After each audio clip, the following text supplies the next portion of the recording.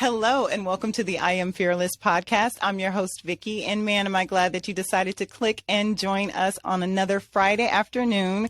We have Mané here, CEO of Station Rove, which is a business consulting and marketing firm. How are you, Mané? I am busy. How are you? You are busy because you have like 4 different boutique companies that you run, right? I do. Yeah. Busy woman. Now, Station Rove, though, it's a business and consulting marketing firm that was birthed from her personal mission to help women gain access to resources, expertise, and support needed to grow their businesses. So now Station Rove, it also serves as a tribute to your mother, right? It is. Yeah. Tell us about that. So my mom is a single mom. She raised me and my husband. Well, where did I just go with my brain? But she raised me and my brother all by herself with no support whatsoever. So at some point, I have been in business consulting for over a decade. And then at some point, I just looked over my career and who were the businesses that we were supporting through this. And I realized that I have spent all my time, and 99% of the businesses that I have helped were men-led, men-operated, men-founded businesses. I was like, something isn't right. And then when I looked into the space of women-centered content and women-centric approach when it comes to consulting and strategy and whatnot, I realized that the quality and we're definitely missing in knowledge, quality, and expertise in that area. We have a lot of more, and I think we're selling it also in a very different way, because with men, we're selling more data-driven, more result-driven, ROI-driven. But when we talk to women, we talk about their feelings. We talk about the lifestyle. We talk about the alignment and manifestation or whatever it is. So it just felt like there was a very big gap, and we really needed people and a place where women can come in and realize that if that they're going to get a quality service that is rooted in excellence, rooted in knowledge and expertise, and not just a fluke in a system or an algorithm or some kind of thing that triggered you to have success in your life. Right. You know what? Okay. And speaking of like knowledge, there are so many people with amazing ideas, right? But then they just kind of lack the know-how on how to put it all together. And then it comes the block of the business plan, right? Like, and I think that like with women and these ideas and these feelings that we have all these great ideas, but it comes a point to where you have to put it on paper, put it together. So what are your thoughts on business plans, and do you think that they're still relevant? First, I think that having great ideas but not being to execute them is not a gender thing. I think that one specifically is something that is across the board. I have a saying, if you're a great baker, that doesn't yet mean that you can operate a bakery. They really need a very different skill set for both functions to make it successful. But right now we're at a stage where social media is making personal brand specifically attached to your business.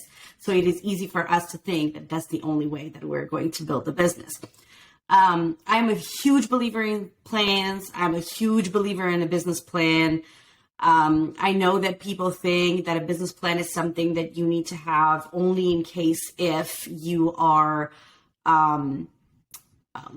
planning on bringing on investors or if you're trying to pitch yourself to somebody. But for me, business plan is a fundamental part of my business. That's the place that I go to every time I make a decision. That's the place that I look over every time I want to say yes or no to a client. Every time we're doing a rebrand, every time we're doing a new product, every time we're looking at whatever we do, that's where we go. The reason for that is because I feel like we think of business plan as something that you can't implement, utilize in your day-to-day decision making.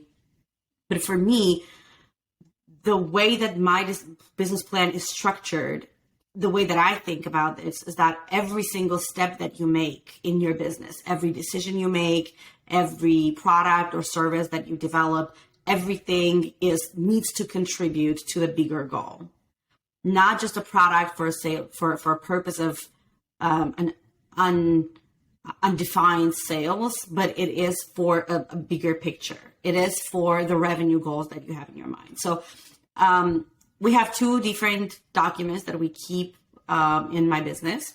One is a strategic business plan, which is where we have the full executive summary of the business, of what we're planning on doing in the future, who we are, what we do, what our mission is, what our values are. The second section is a little bit about the company description of like how we're doing things. We have market analysis, understanding your competitors, understanding your own advantage, understanding how to position yourself in the market, how to leverage certain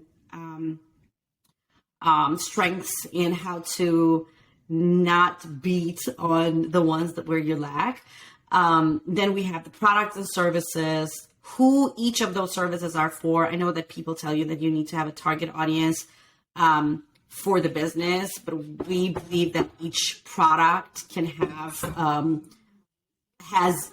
each product has a target rather than each business. Oh my God. Please feel free to keep it, and I'll tell you why. This is me going completely off topic, but we'll get there, I promise. There is a very different way how men in huge companies are operating their business and how women that work from home are operating their business. Wow. There's a huge difference how we balance things, how we make things happen, how we prioritize things. There are different types of expectations when it comes to us. I remember back when Clubhouse was very active, I had a conversation with a woman, and she was saying, when we think about outsourcing as women, our first thought is, let me outsource my accounting, my social media, my this. We talk about outsourcing business. If you ask a man to outsource something because they don't have time to take care of their chores, they will outsource the chores. They will find somebody to come clean up. They will find somebody to come take care of their kid, take their kid to the daycare. They will find a way to balance things up in a way where they show up in their family, but they also show up in their business. When it comes to us, we always and constantly, just how we are wired, we just think that we need to outsource the podcast editing, social media content creation, or whatever it is, rather than outsourcing whatever comes to like chores and laundry. I swear one day soon I'm going to have somebody to come and clean up my house. You know what? That is a fantastic point that you just brought up. And I think that it has a lot to do with how we are wired, right? We're women, we're nurturers. I mean, like when I think about it, if I had my choice, I wouldn't want anybody to take care of my child other than me, honestly. But I do want the help. I want the help. I appreciate the help, but it's hard for me to accept the help, sometimes, especially when it's your own child. But that is a great point. And I'm so glad that you brought that up. I don't think I can outsource my child. Don't get me wrong, but I can still, but the way that I think, the time that I have in my hands, if I have to go pick her up every day and take her every day, if I have to do laundry for a toddler, which I don't know who has toddlers right now, but yeah, that's a lot of chores. You need to cook every day. You need to clean every day. You need to make sure that you're dressed. And, there's so much stuff that goes into our day-to-day things that we don't really think about how much time we spend on it. You spend at least an hour on cooking every day if you want to have a decent meal. If you have a kid, you spend at least an hour on laundry. You spend another 30 minutes on dishes. You spend another, and then we say, why don't we have time for ourselves? Or the things that we want to create. Yeah, of course. Yeah. No, I totally get it. In my brain, I'd rather spend some time with my kid playing and painting and nurturing and working together and figuring things out and see how she's like coming up with this weird things in her brain rather than spending my time on washing dishes. Absolutely. Absolutely. She wants that time right now. I know. But I'll go back to your question about the business plan real quick. Yes. Yeah, for sure. All right. So I have 2 documents in my business. Give me 1 second, actually. Okay. This is amazing. There we go. So I was saying. Hey, mom life. You know what? Mom life and being a business owner, it's a real thing. And you know what? And I think people, I was thinking something on my way here. I was like, I really want to help people get a realistic expectation of what that looks like, because it's not everything that you may see online. It's not perfect. It's not easy at all, and it's exhausting. It's a job that, like, so if you think that you're an entrepreneur and if you think you're an entrepreneur and you're already working on your business and you think, oh my God, I have this laundry list of stuff, then add a kid or 2 and a husband and all of that on top of there, because those are also, part of your roles and responsibility. Yeah, for sure. I think that I'll go there. I'm sorry. Go ahead. There's a lot of editing for this one, but It is. What I was trying to say that, we, my daughter has been a part of everything that happens in my business. I was doing business while I was giving birth. I was doing business when she was sleeping on me 25, 30 minutes after I gave birth. She has been a part of my huge negotiations when she would just like run into here. And in the beginning, I felt uncomfortable and I apologized. Now I'm at the place where I'm like, I don't. If you live my life and you have the businesses that I have, the responsibilities that I have, the life that I have, and you don't have 1 or 2 times when your kid comes barging in, kudos to you. I don't know how you do it. Good for you. And I think that's also why we have a perception that they're the successful person that we have in our mind, we think that the successful person should be either single to be able to invest so much time into their business, or they have to have a partner that is taking a back seat so that they can drive to success. Or we're thinking that they have to be both so determined or so aligned in terms of the goals that they have in front of them that they can both be on the same page. Because it is very hard to balance family and business, or relationships and business, or child and business. So being with the right person or not being alone is the only way that we have seen this happen. Anyways, I'll go back to the business plan. You can keep what you want to keep. You don't want to keep. You don't want to keep. No, totally fine. I appreciate it. You know what? You were telling me about the plan, but I actually kind of want to jump to another question. Or do you feel like that you're good on the plan? You're good. Whatever you want. Yeah. You think so? Or do you tell me? I think I've missed one point over there with financial projections. If you don't mind. Yes. No. Okay.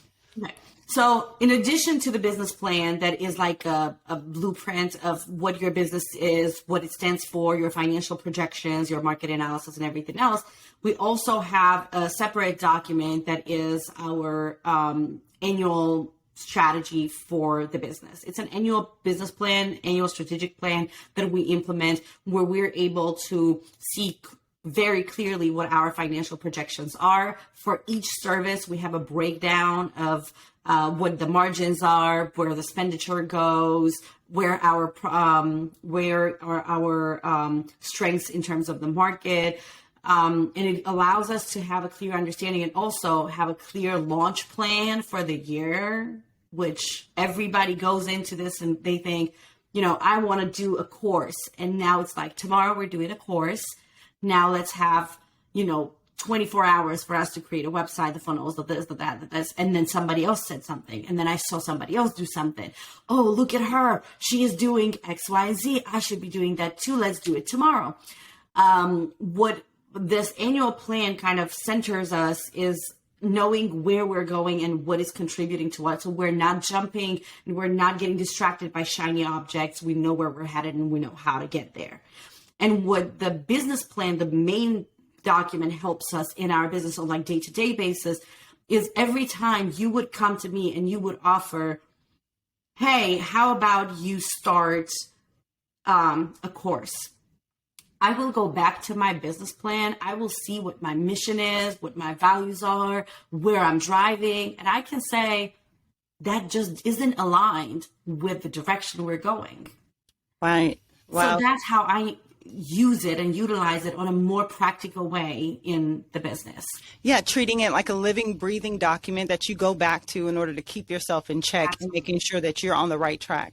No, that's fantastic. I think that's a more in-depth look at using a business plan as a tool versus just something that you just feel like that you have to write up in order to get money. Right. Mm-hmm. Yeah. Yeah. You know what, Mané, one time you told me that being good at your job doesn't mean it's going to be successful. Okay. Nope. So still to this day, she says that.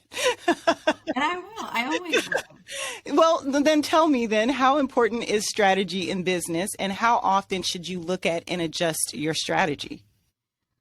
So the business plan is something that you need to revisit once a year at the very least, just to make sure that you're still there. Everything is going according to plan. You know, you're going in the right direction.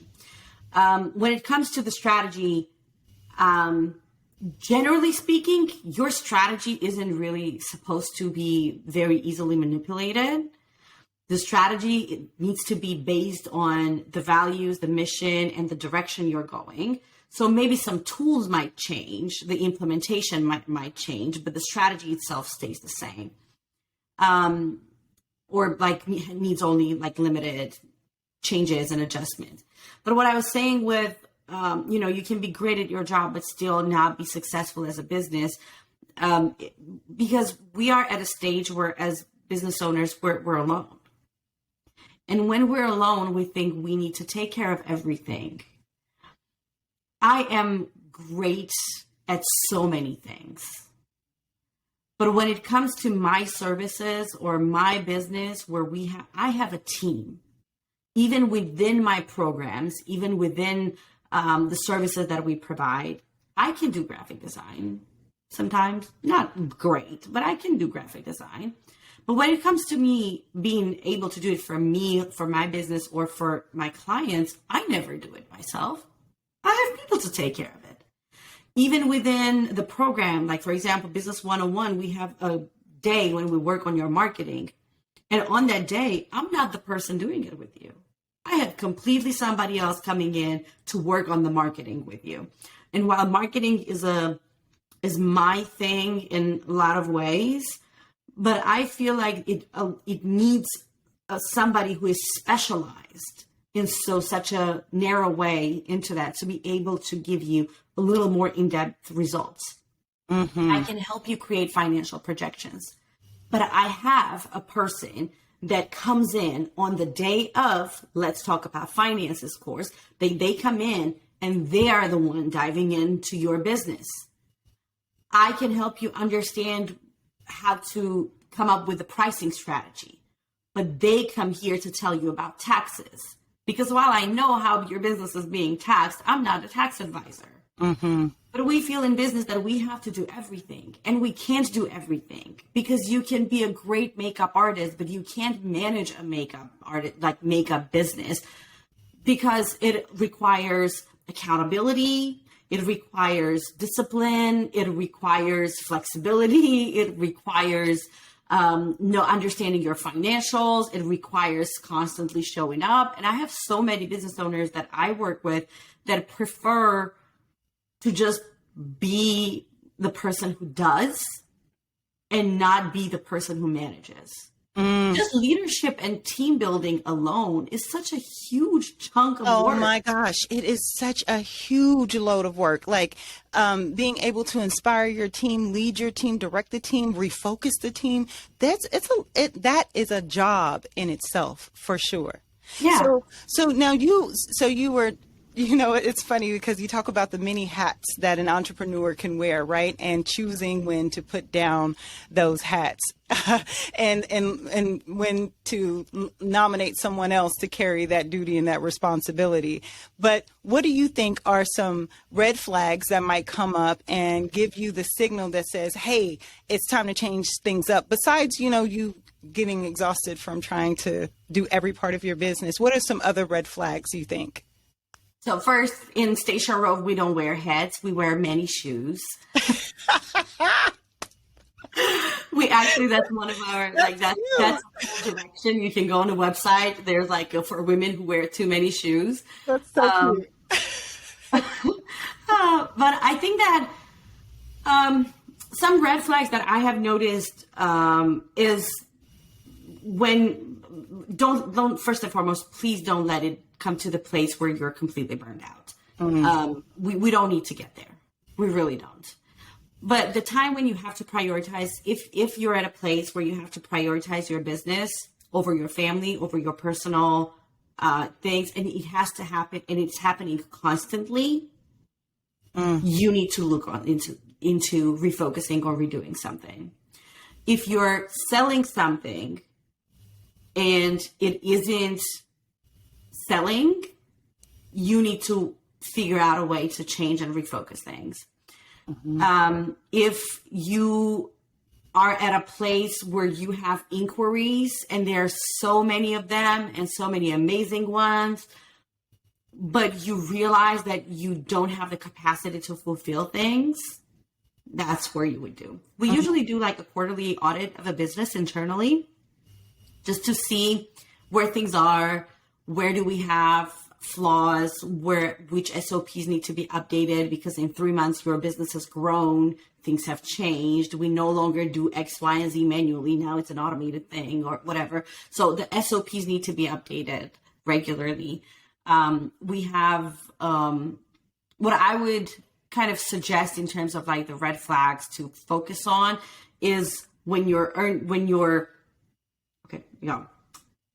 red flags would be first, when you prioritize everything else except you prioritize the business except everything else. And it happens regularly because you're going to have to do it once in a while. That's just the truth of it. The second would be when you make enough money, but you don't take enough money home. That would be the second one for you to go and see where things are. Third, when you realize that your team is starting to give you some signals that they're not happy with certain things, that's when you go to redo things. And then when you're selling something, when you have offers, they're not selling, that's when you need to redo things. And also when you have inquiries, but you don't have the capacity to fulfill them. Thanks. Yeah, no, that's good. Those are great. Those are great tips. And great signals to be on the lookout for whenever you need to switch things up. So, Mané, we are nearing the end of our interview, and I know this has been so much fun. But I have more questions. More questions, girl, because you got the juice, honey. She got the answers, or wait for you to figure out the answers. I mean, it comes from experience, I think.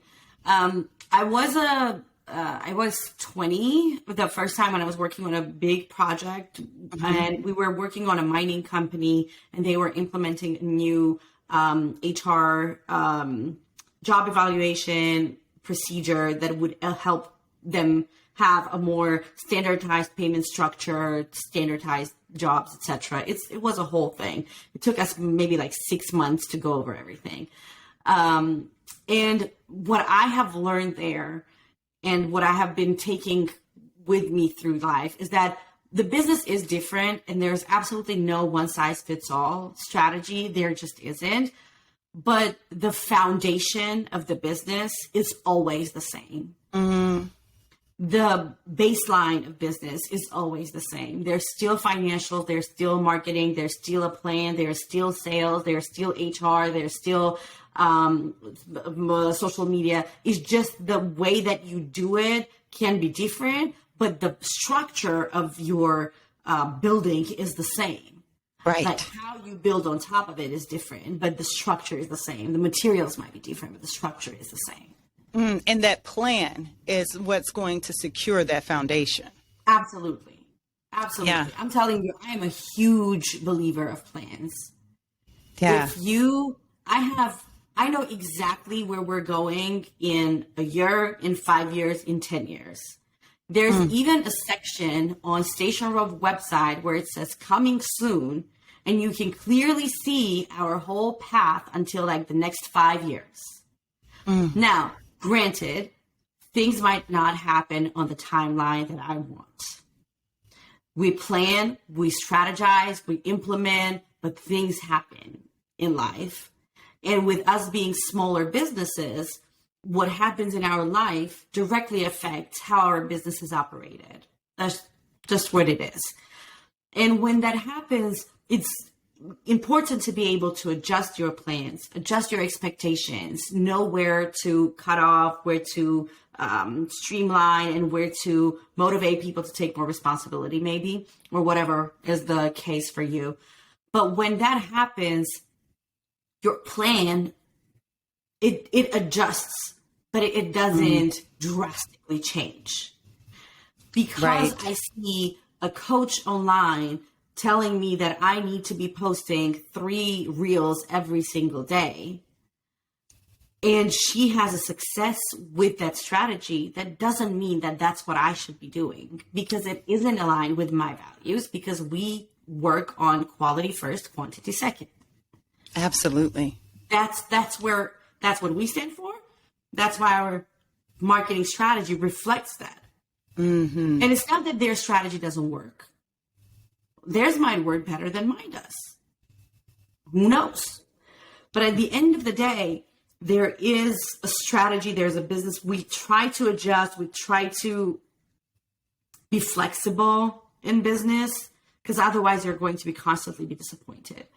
But when things happen, adjust, but don't break it when it's not broken.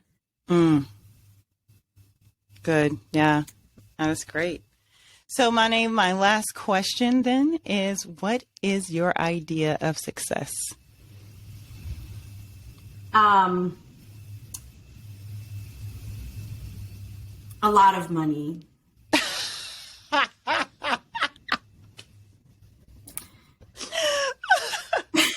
I would love to say that there is some